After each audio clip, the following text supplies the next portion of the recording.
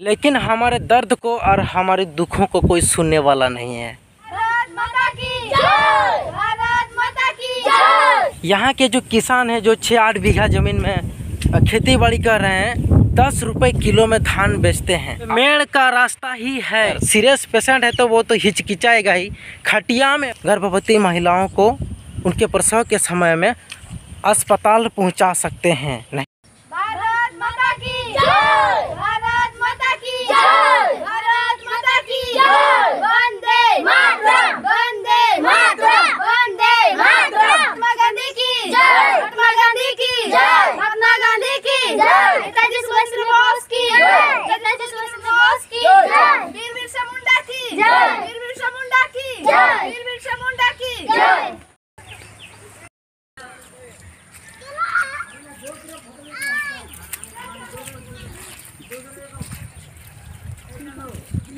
आज मैं अपना वीडियो संथाली में ना होकर हिंदी में बनाना चाहूँगा।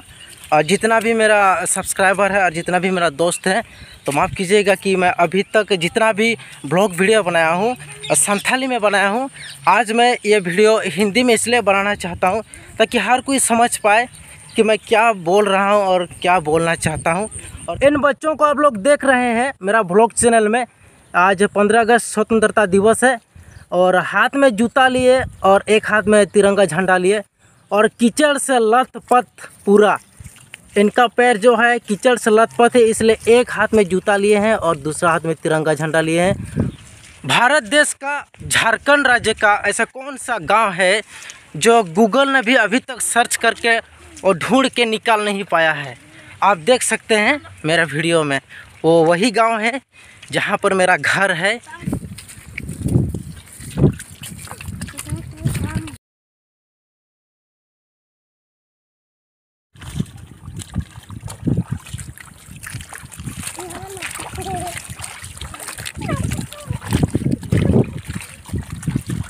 मेरा गांव झारखंड राज्य के जिला पूर्वी सिंहभूम, अनुमंडल घाटशिला और प्रखंड चाकुलिया, पंचायत जामुआ के अंतर्गत आता है। और इसका हालत जो है पिछले 40-45 सालों से ऐसा ही है। देश तो आज़ाद हुए बहुत दिन हो गए और आज हम स्वतंत्रता दिवस मना रहे हैं। वीडियो में जो आप लोग खेत का जो मेड़ आप लोगों को दिखाई दे रहा है, ये मेड़ जो गांव वालों की मदद से कम 12 से 18 साल पहले ऐसे चौड़ा किया गया था। और रियायती ज़मीन होने के कारण जितना भी किसान है जिनका इधर ज़मीन है वो लोग काट करके इस चौड़ाई को कम कर दिए हैं और थोड़ा सा ही बचा हुआ है। कम से कम मान लेते हैं 5.5 से 6 फीट ऐसे ही बचा है। और एक जगह में तो किसान जो है इस मेड़ को काट करके कम से कम 3 फीट का छोड़ दिए हैं। तो हम लोगों को यहाँ आने जाने में बहुत ही तकलीफ़ होता है, बहुत ही कष्ट सहन करना पड़ता है। लेकिन हमारे दर्द को और हमारे दुखों को कोई सुनने वाला नहीं है। हम किसी का नाम नहीं लेंगे। इस वीडियो के ज़रिए से हम अपना आपदा बता रहे हैं, हम अपना दुख बता रहे हैं, लेकिन हम किसी का नाम नहीं लेंगे। वीडियो में देख पा रहे होंगे कि चारों तरफ खेती बड़ी हुआ है, धान की खेती होती है। और ग्राम हरिनिया के टोला कुचासुली का जो 20 परिवार है, यहाँ के जो किसान हैं जो 6-8 बीघा ज़मीन में खेती बाड़ी कर रहे हैं, वो लोग 10 रुपये किलो में धान बेचते हैं। आप लोग सोच रहे होंगे कि अभी का टाइम में जो है धान का कीमत क्या होना चाहिए, 17, 20, 25 रुपया तो होना चाहिए। लेकिन यहाँ के जो किसान है 10 रुपया किलो में धान इसलिए बेचते हैं क्योंकि ये जो धान अभी खेती हुआ है इसका जब कटाई का टाइम आता है, धान जब पक जाता है तो काटते हैं, तो जो मेड़ है उस मेड़ को काट कर यहाँ से ट्रैक्टर से धान को निकाला जाता है। उसी टाइम में यहाँ के जो किसान हैं, ग्राम हरिनिया के टोला कुचासुली के जो किसान हैं, उसी टाइम में धान बेचते हैं क्योंकि बारिश के समय में तो पूरा रास्ता ही बंद हो जाता है। आप लोगों को मैंने दिखा दिया कि ये जो रास्ता है यह हम लोग का टोला से करीब 1 किलोमीटर से 1.5 किलोमीटर तक ऐसे ही रास्ता नहीं है। ये मेड़ का रास्ता है, ये रास्ता नहीं है, ये मेड़ का रास्ता है। खेत का जो मेड़ है वो रास्ता है। और इसलिए यहाँ के किसान 10 रुपये किलो में धान बेचते हैं क्योंकि जिस टाइम धान पकता है उसी टाइम मेड़ को काट कर ट्रैक्टर से यहाँ का धान निकाला जाता है। और उसी टाइम धान का रेट जो होता है बहुत ही कम होता है, मतलब 10 से 11 रुपया होता है। और बाद बाकी टाइम में जो धान का रेट बढ़ जाता है उस टाइम यहाँ के किसान किधर से धान निकाल के बेचने को ले जाएंगे। इसलिए यहाँ के किसान जो है मजबूर है और 10 रुपया और 11 रुपया किलो में धान पहले ही बेच देते हैं। और अभी का टाइम में 17 से 20-22 रुपया धान का कीमत होता है किलो, लेकिन वो लोग बेच नहीं पाते हैं। ये मेड़ का रास्ता ही है, इसी रास्ते से चाहे बारिश हो या ऐसे ही कीचड़ हो, बीमार व्यक्ति को, सीरियस पेशेंट है तो वो तो हिचकिचाएगा ही, खटिया में बांधकर उसको बाहर निकाला जाता है। और गर्भवती महिलाओं का जो प्रसव का समय होता है उन लोगों को भी बाहर निकालने के लिए हम लोगों को मदद करना पड़ता है। वो लोग को भी खटिया में ही बिठाकर ऐसे ही बाहर निकालते हैं, तभी जाके हम लोग गर्भवती महिलाओं को उनके प्रसव के समय में अस्पताल पहुंचा सकते हैं। सरकार पास्टा खनाले और हम बनू ताले और पहुल बनू ताले चेत हम बनू ने हर सुविधा चलाना का सुविधा के बनू ताले खातिर ताले आदि कष्ट ले नामे गिदरा को चला स्कूल ना हो आदि कष्ट को चला करना चप्पल साब काते को चला करना चप्पल जांगा जिनिस का तिर साब को चला हुई कान तको तेहेन झंडा का दिन रे तो झंडा को साब का मेटान ते जुते को साब का।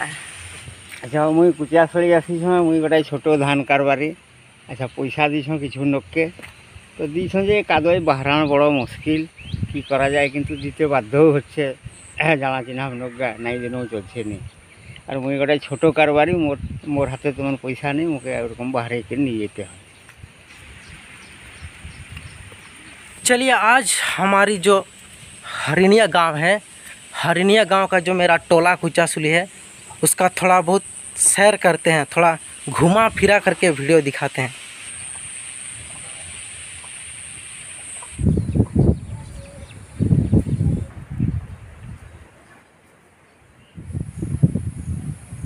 चलिए इस टोला का जो दूसरा तरफ से बाहर निकलने का रास्ता है उसको मैं दिखाता हूँ। यहाँ पर भी कोई पीसीसी नहीं, कोई रास्ता नहीं। इस छोटी सी नदी को पार करने के लिए जो डोहर आया हुआ है इसको कहते हैं पलपड़ा नदी। आज तक ये जुलाई अगस्त के महीना में ज़्यादा बारिश न होने के कारण ज़्यादा पानी नहीं भरा हुआ है। ये वही नदी है जिसको हम लोग पार करके दूसरा जगह जाते हैं। पिछले 30, 40, 45 सालों से इस टोला का यही हालत है, मतलब मेरा जो टोला है उसका यही हालत है। अगर इस पलपड़ा नदी में पुल होता तो हम लोगों का एक तरफ से बाहर निकलने का सुविधा होता, क्योंकि ये जो पलपड़ा नदी है इसमें पुल बन जाने पर यहाँ रास्ता निकला हुआ है, सरकारी रास्ता यहाँ तक आया हुआ है। सिर्फ यहाँ पर पुल बनाया जाता तो हम लोगों को निकालने में बहुत ही सुविधा होता। हमारे इस टोला में अभी तक जो मंत्री आवास है, प्रधानमंत्री आवास जो है 3 गो बना है, लेकिन वो लोग भी बहुत ही कठिन से घर को बना पाए हैं। आप लोग बता सकते हैं कि ये कठिनाई का मतलब क्या है? मैं आप लोगों को बताता हूँ। एक वैन मॉडल का जो ट्रैक होता है उसमें 4000 को ईंट समा कर आता है, लेकिन वो वैन यहाँ पर पार नहीं कर पाता है क्योंकि गाड़ी फंस जाता है पलपड़ा नदी में। तो जो प्रधानमंत्री आवास बना रहा है उनके लिए क्या तकलीफ़ का कारण बन जाता है, उनको ट्रैक्टर भाड़ा करना पड़ता है और 4000 को जो ईंट है उनको 4 बार करके पार करना पड़ता है, हज़ार ईंटों को लाद कर गाड़ी में, वो भी तो समझिए उनमें उनका कितना पैसा चला जाता होगा। अब एक ट्रिप में मान लीजिए 600 से 500 तो पकड़िएगा, तो उनका 4 बार यहाँ पर ट्रिप करके पार करना मतलब उनका 2000 रुपये का क्षति हो रहा है।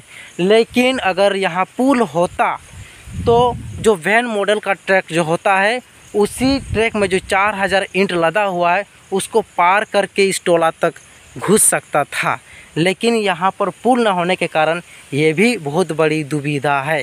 चलिए यहाँ तक तो बहुत ही दुख और बहुत ही असुविधा की बात है, लेकिन मैं आपको ये भी बता देता हूँ कि हमारे टोला में अभी तक शौचालय नहीं है।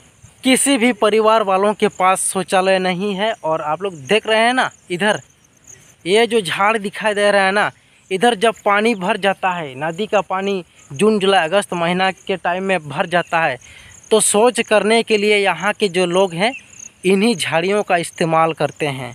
5 साल के बाद यहाँ के जो नागरिक हैं, 5 साल के बाद जब वोट होता है तो यहाँ के हर नागरिक का 100% बूथ में वोट चला जाता है, लेकिन उधर से विकास का कोई काम इधर नहीं आता है। नेता हो या कोई मंत्री हो, जब वोट आता है और वोट मांगने के लिए इस टोला में अपना कदम लाते हैं तो कीचड़ हो या कुछ भी हो, जूता खोल के भी आना पड़े, मजबूरी है, उनको वोट के लिए आना पड़ता है।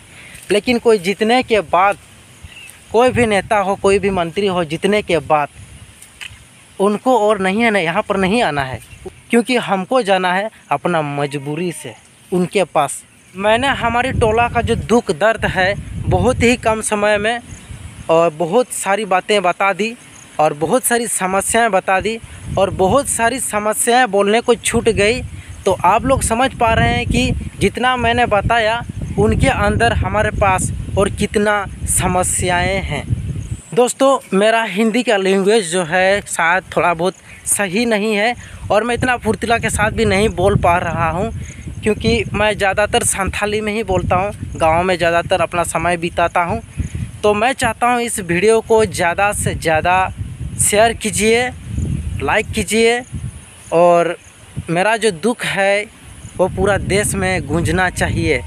तो सभी को अंत में जोहार।